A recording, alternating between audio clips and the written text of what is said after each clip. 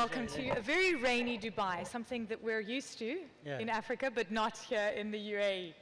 Happy to see you. Fantastic. In April this year, it would have been 30 years since the Rwanda genocide. It's an important time to remember. You've built the country back in a very strong and formidable way, but it is important to remember the atrocities that are unconscionable. A tragedy that shouldn't have occurred. The world watched on over that period, and many would say the international community turned its back on Rwanda and didn't intervene. It's a pertinent conversation to have right now, given what we're seeing in this very region, where there are questions about international law being broken and the way that it is applied in Gaza. Do you believe that the international community has not taken heed of the lessons of Rwanda and that we are making the same mistakes again as humanity? Well, happy to see you, Eleni, and happy to be back here in Dubai for this summit. It's always good to be here. There are many ideas that one learns from and contributes to as well. So to the question, lessons learned is always talked about, but I don't see many in the world learning lessons. We should be learning from history, from many things that have happened, from a lot of events. In the case of Rwanda, what you've just said happened. We had a tragedy of the century, more or less, and there wasn't much in terms of mobilization for what was happening to be stopped. It had not been prevented, but at least we were left with an opportunity to learn from it. We have learned ourselves. The world needed to learn. But when you see so many things happening in the world, you question whether lessons were learned. And it's not just in Gaza, or it's in many parts of the world. There are so many conflicts, there are things happening that with the resources in the world and with the power in hands of some people, these things should not be happening. It means the power, the influence, the kinds of things some big countries have in their hands are not being put to good use, and that's why we see conflicts, instability, and loss of life to this extent that we see every day. So is it fair to say then, Mr. President, that the international community just is failing because it doesn't have the mechanisms, the resources? I mean, we saw the interim ruling from the International Court of Justice. There's been so much happening at the UN Security Council, frankly, on various issues, and you spoke about other conflicts and other atrocities that are happening even on the continent, by the way, in Africa. How would you define what should be done? Because you've always been someone that spoke about prevention as opposed to be reactionary to what we're seeing on the conflict front. Very true. Countries, nations, regions, international institutions should be there, in fact should have been there to ensure that there is a capacity to actually prevent these things that consume people's lives and like lives are worthless, to prevent that or to quickly stop that wherever it is taking place. But we don't see that happening. So there is a big question mark, therefore, to those in whose hands there is so much power that they have all kinds of resources to use for that to happen, and yet it doesn't happen. So we need to go back to the basics. There must be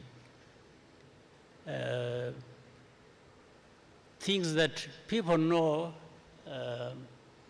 whether it is equality, whether it is fight against division, and preventing people using divisive politics to, which underlies in most cases these tragic happenings across the world. So as the people of Rwanda remember 30 years ago, where almost 1 million people died, were killed, what do you call on the international community to do right now?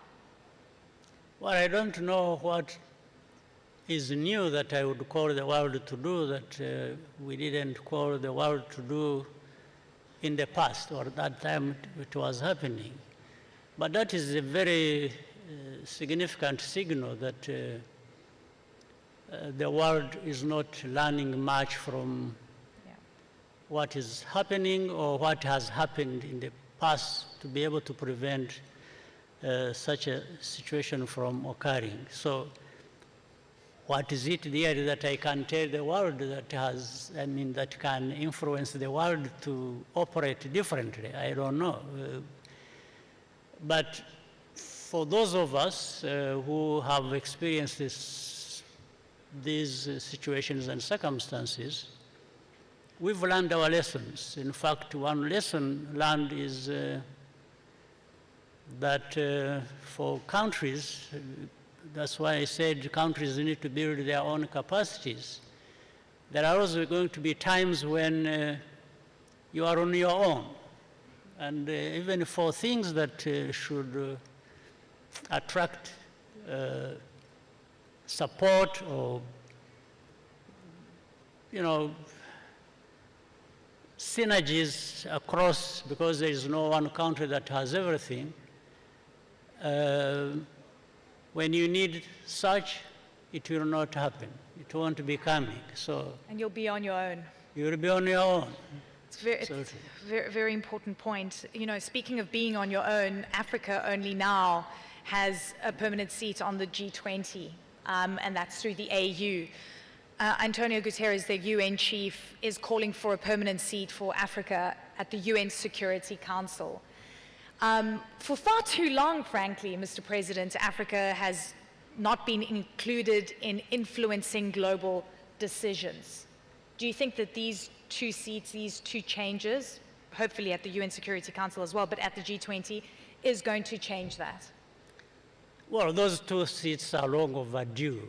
One would ask, why did it not happen 10, 20 years ago, or even more? Why is it even being talked about now? And in reality, with the G20, it's beginning to happen. But here I want to say this. There are two problems. One is we, Africa itself, we need to organize, to be together, to have a voice, a strong voice, because there are many resources on our continent. Why don't we leverage that so that the rest of the world also is interested in working with us in a cooperative way, rather than just telling people to follow what they have decided.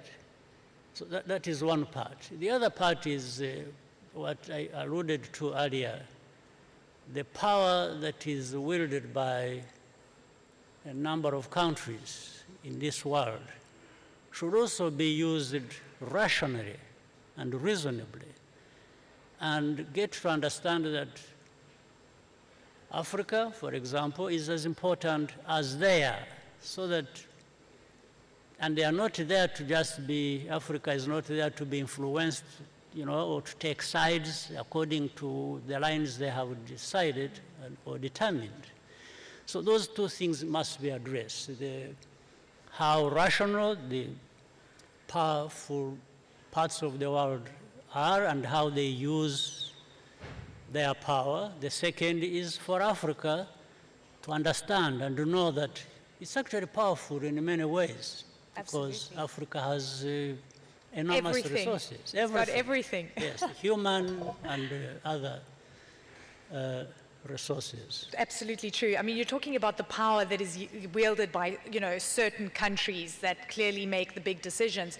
There's a lot of talk and I guess concern, sort of people are saying that there could be a shift in the power axis globally, whether it's the BRICS nations, also inviting Middle Eastern countries to the fray, for example, and other emerging market countries. Do you see that shift happening? Do you believe that we could see that? I think it is happening. It's bound to happen. Things of that nature we have witnessed in the last 5, 10, 20 years cannot continue unchallenged. There's no question about it. Yeah. So when you spoke about Africa coming together, I mean, we've got the African Continental Free Trade Area. It's a piece of policy that is working together to get countries to work together.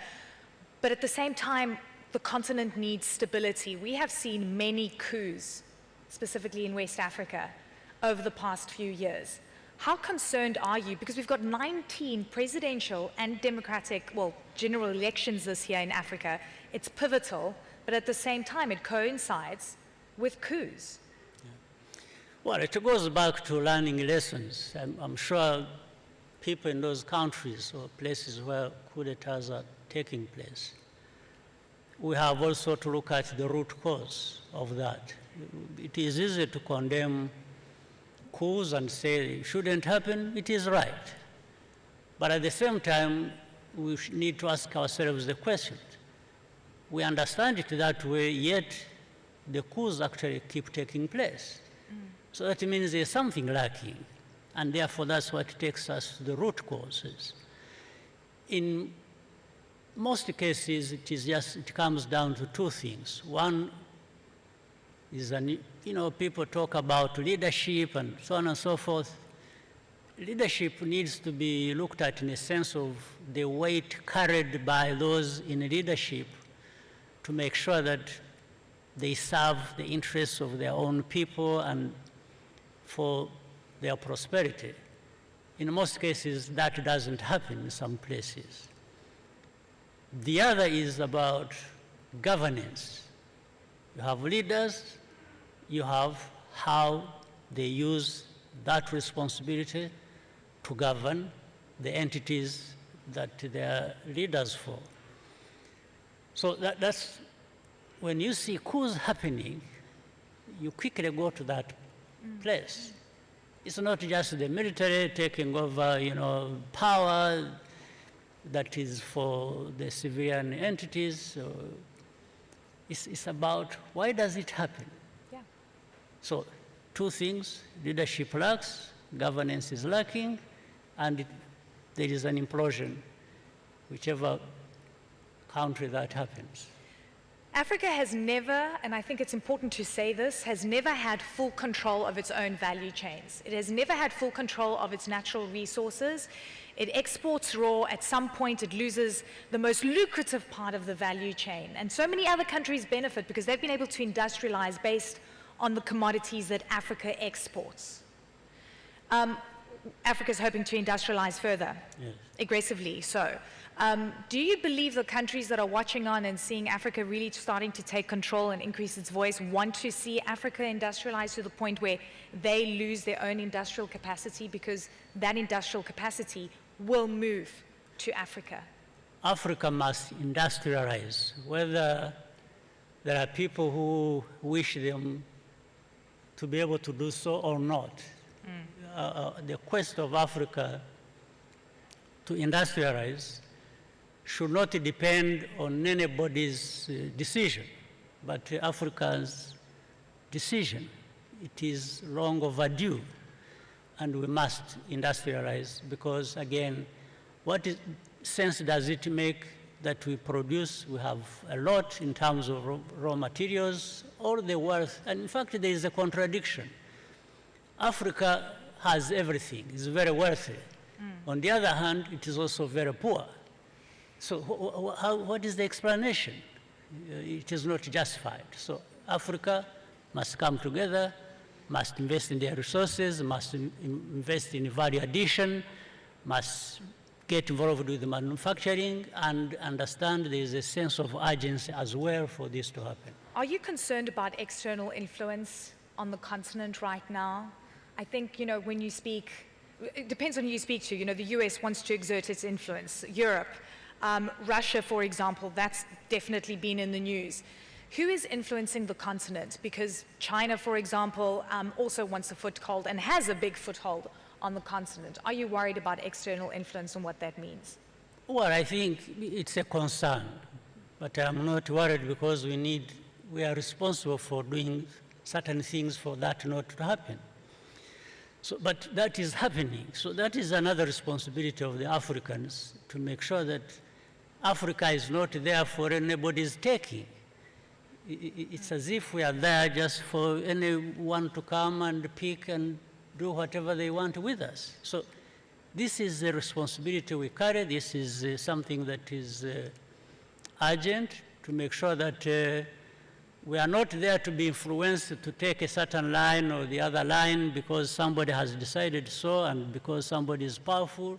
So Africa must be that powerful to make sure that we do what has been determined by ourselves to be important to us and our people. What doesn't Africa have to be able to decide Absolutely. to do that? Mr. President, one quick question. You've got presidential elections later on this year. President Biden last week said, or a few days ago said, I'm the most qualified man for the job and I need to see this through. I need to finish what I started. Elections in Rwanda this year, do you believe that you're the most qualified for the job and to see it through? Yeah, the elections are for people to decide whether the people they are electing are qualified to do the job. So we'll see. The voting counts. That's counts, and history counts, and the proof is in the pudding. Sir, I thank you very much for your time and can't wait to visit Rwanda again. I appreciate it. Good to see you. Ladies and gentlemen, His Excellency the President, Paul Kagame.